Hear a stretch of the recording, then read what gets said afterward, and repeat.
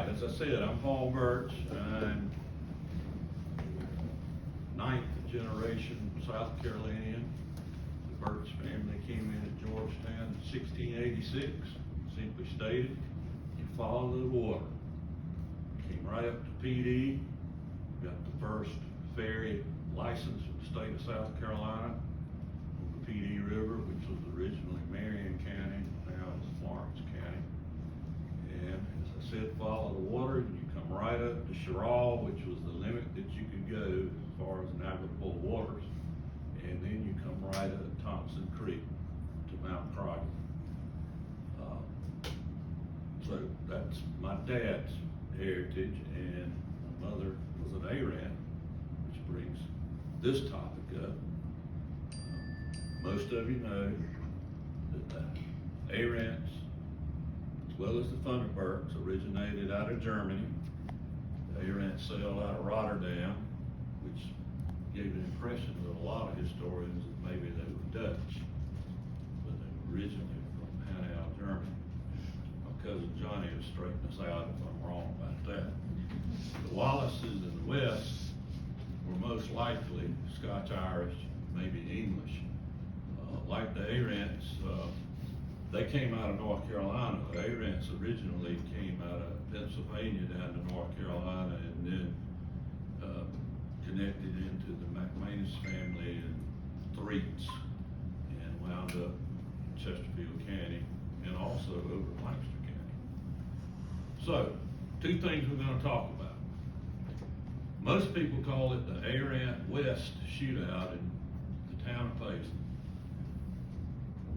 but it was really the Arant West and Wallace shootout. The Wallaces in the West were connected. That's what we will get to. But the other angle of this is more so to do with my wife, because James Miller was her great uncle. Wow. And the Millers tied into the Blakeneys through the Blakeneys that went down below Jefferson toward Qatar. And they say, well, why is Paul Birch so interested in this? Well, I went to the University of South Carolina and I minored in history, and I have a lot of emphasis on military history. So I've always had keen interest about the Civil War, as well as World War II, which my dad was a veteran from that, went in on Normandy, Utah Beach. So done a lot of study and a lot of foreign travel, tried to trace things out about that. But particular interest about James Miller, he's buried in Five Forks Cemetery, where most of the Arants are buried. And probably the most often question that I have about the James Miller tragedy is, well, he was a Miller from Jefferson, why is he up here toward Pageland in the Five Forks Cemetery? Well, we'll get to that. His daughter, Susan Miller, married an Aran. And when the body was claimed, which is discrepancies about what originally happened to that James Miller's body, it was brought back to Five Forks because the Arants owned the property where the cemetery now is, only where the James Miller Memorial Cemetery is. So, before I get started, I don't want Randy Rayfield frowning at me, and I don't want my daughter frowning at me, but I have to give credits about this information that we've obtained. We'll do the Miller tragedy first. Randy Rayfield, who's here, has done extensive work on it.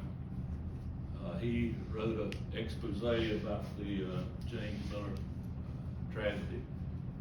Probably the most prevalent book that came out many years ago is Sherman's March through Georgia and the Carolinas, written by Burke Davis. He has some information in here, but like many other sources, he has the name Miller confused.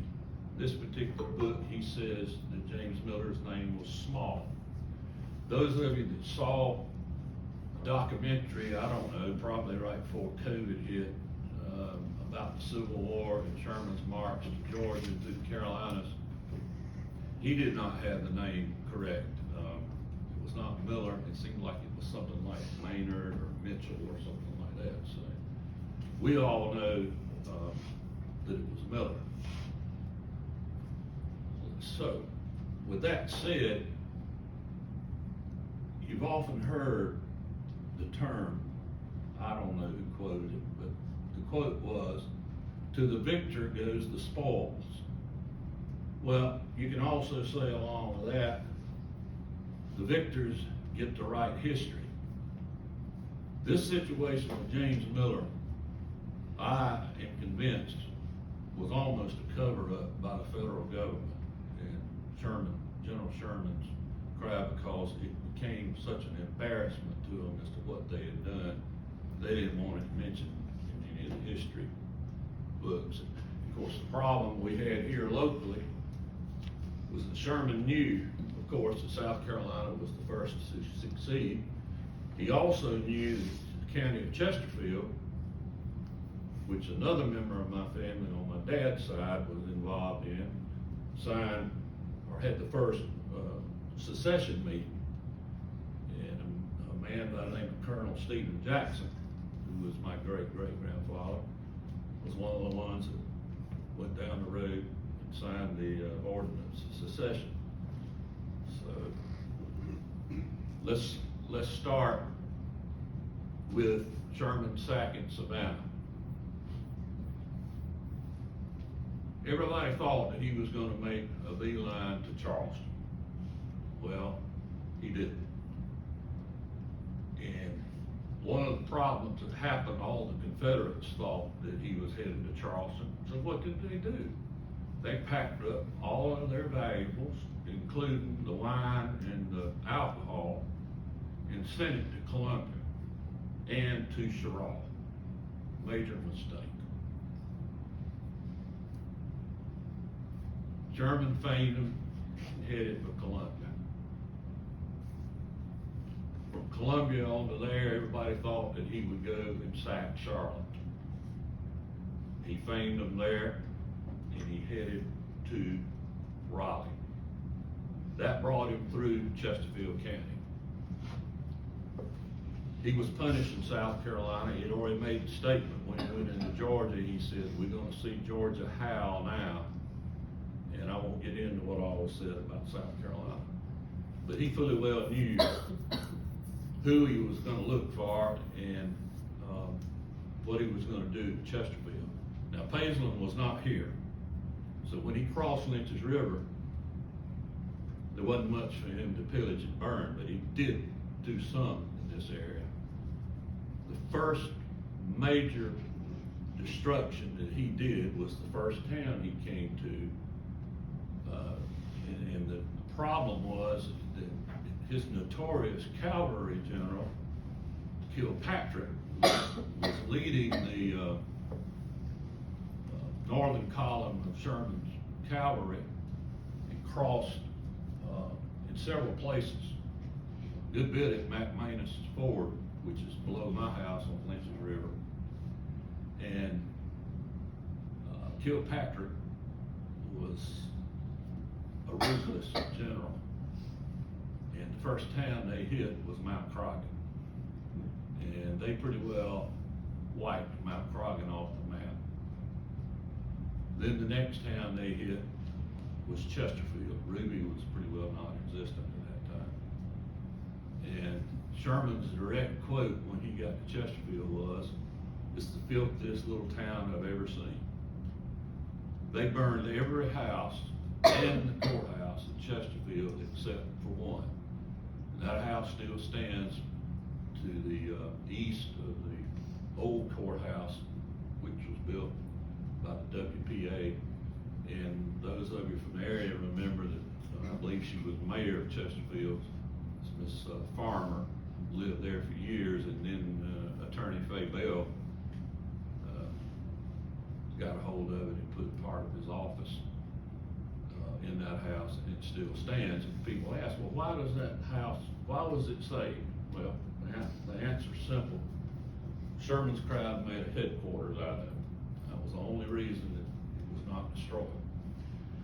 All right, what started it all with James Miller's demise? Columbia had been sacked and burned. The word was going out across the state what he had done, what his generals had done, which later on became a political firestorm because they tried to deny they burned Columbia, but they got actual eyewitnesses that saw the federal troops throwing fire torches into a mill that ignited all the cotton bales, and the wind swept most of Columbia off the map. So all that went out. So when they were getting ready to head north, the first major town they were going to come to was Winsboro. Unfortunately, a mother with her beautiful teenage daughter, many claim probably the prettiest girl in the state of South Carolina, ignored Confederate General Chestnut's request that she vacate the property, that the Federals were still on a wild tear, raping and pillaging and killing, and her husband had left. I guess he may have been helping some of Wheeler's, General Wheeler's crowd, trying to fight a rear guard to Sherman's troops. Anyway, he was not home. She was there with the daughter. A group of 7 federal soldiers were the first to get to that house, called them bummers. That was the Confederates' name for the foragers of the Union Army. They went in and they tied the hands and ankles of the teenage daughter, all 7 of them, raped her, and then they killed her. The mother went completely insane. By the time Wheeler's men could get back in there to see what happened, they found the mother ramping around the house, completely insane, and found the body of the daughter. That's the initial incident that started the demise of James Miller. General Wheeler's troops set out to seek revenge. North of Winsboro, they, now let me correct that, we don't know exactly sure where they bushwhacked, I guess would be the term, the 7 men, the 7 Yankees that committed this atrocious offense. They caught them. Now I've heard 2 stories about this. First story I heard was they were able to slip into the Yankee camp at night.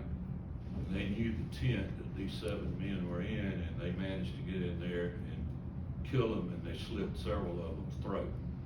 The other tale, which Randy has researched, said they caught them on the move and killed them and slashed 2 of them's throat.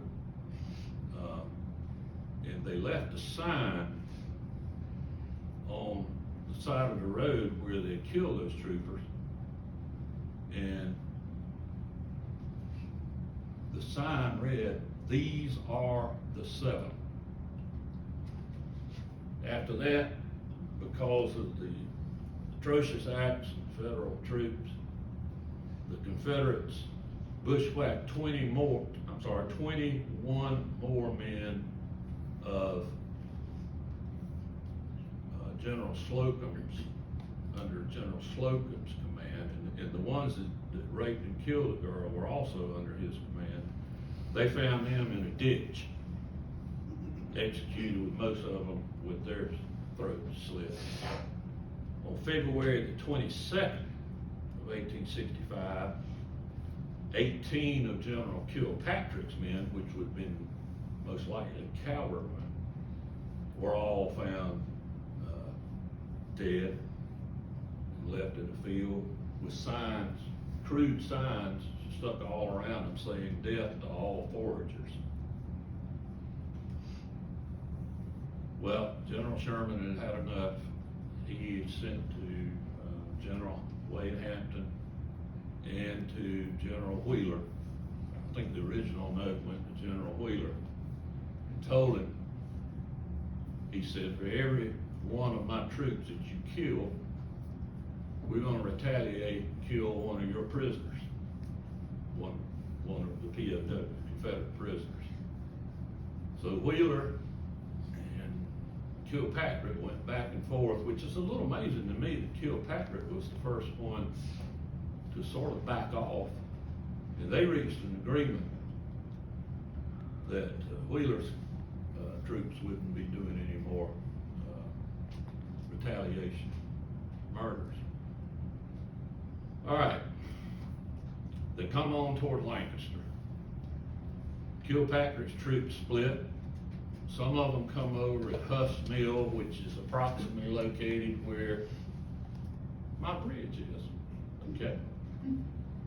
Maybe a little bit south of there, because it was an old road that Dickie Pig and his family know more about than I do. But somewhere along that bridge area was Huff's ferry, or Huff's Mill, and they crossed, some of them there.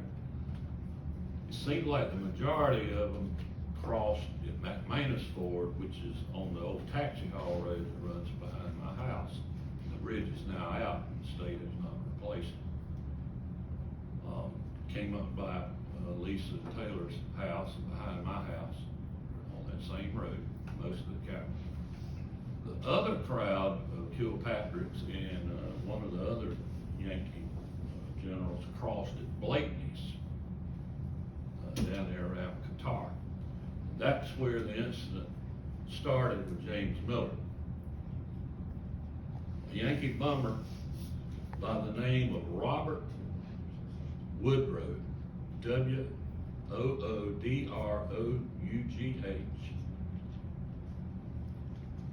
was a bummer. This was not known for quite some time after Sherman's crowd had cleared. But what really happened, Sherman thought that the troops, the Confederate troops had done it, but what really happened, the bummer tried to take some mules away from a slave whose name was Ephraim Sow, which makes sense because a lot of the Sows were from that area on down toward McAfee. Some of them still live there. And by the way, all these names I'm throwing in on both these projects I've done, please don't retaliate against me and try to shoot me or anything. You know, a lot of these names are still prevalent around here. I'm just telling you what we've been able to find out. All right, Ephraim Sow let the bummer go to sleep. As soon as he fell asleep, he took a lighter knot, which was a lighter stick with a knot on it. And although you know anything about fat lighter, that it's heavy and it's full of rosin. And he popped the bummer upside the head and killed him. Instead of disposing of the body, he draped him over a log. Well, he saved the mules, but unfortunately, here comes the next group of bummers, and they find the body.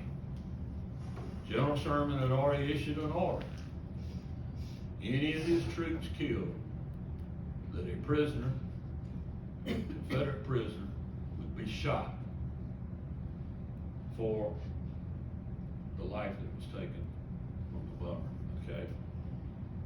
Unfortunately, James Miller had gotten a furlough. He was in his 50s, never engaged in a battle, never fired a shot with anyone as far as the war was concerned. All his children were grown. He leaves Florence to try to get back to Jefferson and Five Forks to see his family. Unfortunately, somewhere down around Chesterfield, he ran into trouble. He was captured. They put all of the Chesterfield County prisoners together. This was not proven to me until last year. part of the thing that the Northern press and the Yankees did not want to come out, apparently they tried to suppress this. James Miller did not draw the fatal lot. I've heard two tales about that. First one I heard years ago was that it was actual broom straws with one broken shorter than the others, and would be held in your hand, and whoever drew the short straw would be the fatality. Most of the historical record indicates that it was paper lots with a black mark on the fatal lot. Mody Clark, I don't know if he's on board with us tonight, and he confirmed this with me, that his great-great-granddaddy, Sidney Knight, was the young soldier that drew the fatal lot. James Miller was in his 50s, all his children were grown, they knew each other. He told Sidney, I'm gonna take your place. You need to survive this war and be home with your children. All of mine are grown. So, the Yankees didn't care who they shot. The Yankee command did not care who they shot. They didn't want somebody shot, okay? They, somewhere down around Chesterfield, maybe between Chesterfield and Sherrall, they got together a group. I can give you the outfit that was involved in it. Major William C. Rhodes of Company H of the 30th Illinois troops were the ones that were assigned to carry out the firing squad. Major Rhodes and all of his firing squad knew that James Miller was innocent. William Rhodes appealed right up the chain of command, trying to get the order of execution reversed. He was told by Sherman and his underlings that he would carry it out or he would be court-martialed. So they carried it out, and I can read to you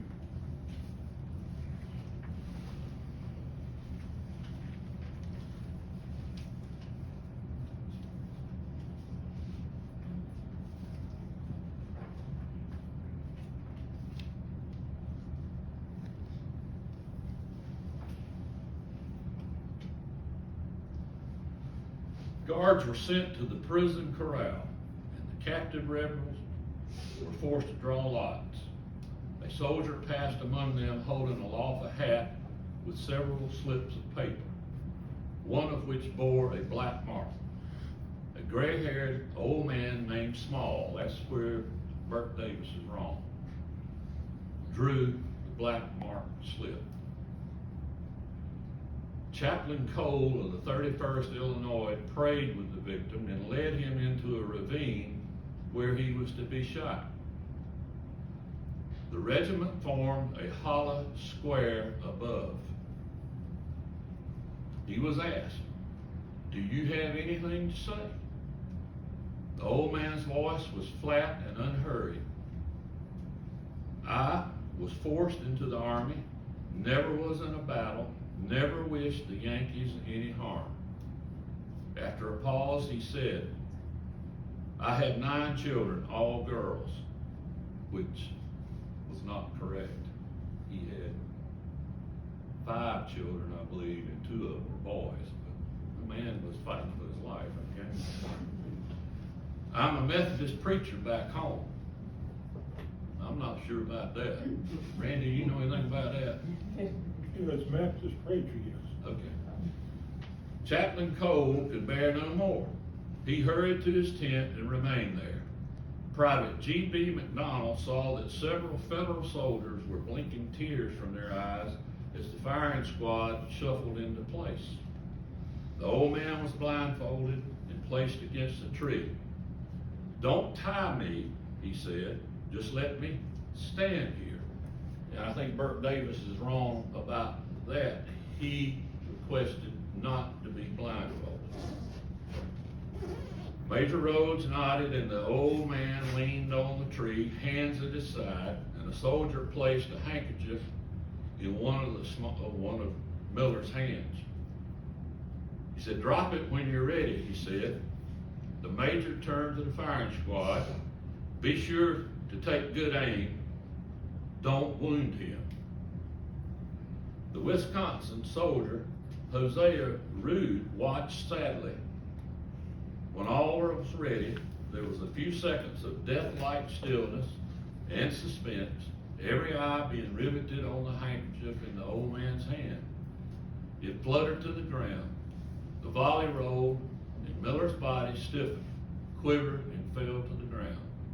As the smoke floated away among the tall pines, our boys looked with sadness upon the bleeding corpse of a brave old man who had met death unflinchingly and heroically for the crime of another man. If the old man had bounded away into the forest, we never would have run to try to catch him. Still, as Private McDonald conceded, Sherman's harsh revenge was effective. The rebels no longer left murdered foragers at the roadside. Oliver Howard reported, "I do not remember an instance after that in my command of a brutal slaying." And as all of you know, it's an interesting story about Sherman finally arriving in Sherrall and what all happened there, which will be something maybe we'll cover later on. All right. Conflicting reports.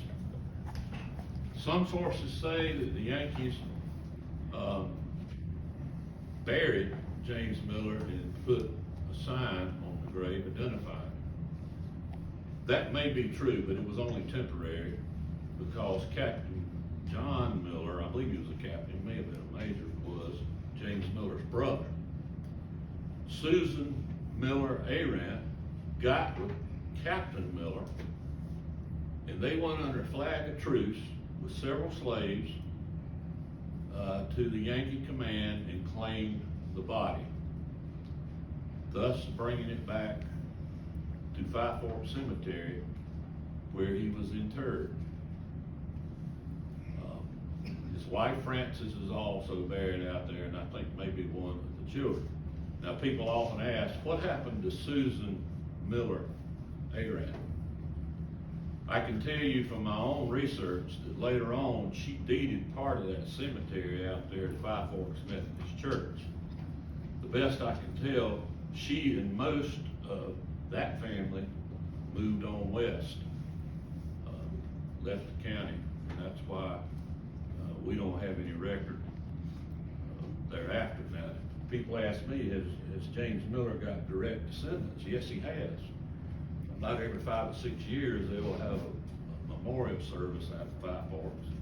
Quite often, if they would contact me, I'll fire the cannons for them. But there's some direct descendants, and there's, if you consider a great niece, I guess would be a direct descendant. Then you've got Kim Birch over there, and you've got Baylor Graves, and you've got Kendall, and you got Ashley, and the rest of my crowd that would be descendants of James Miller.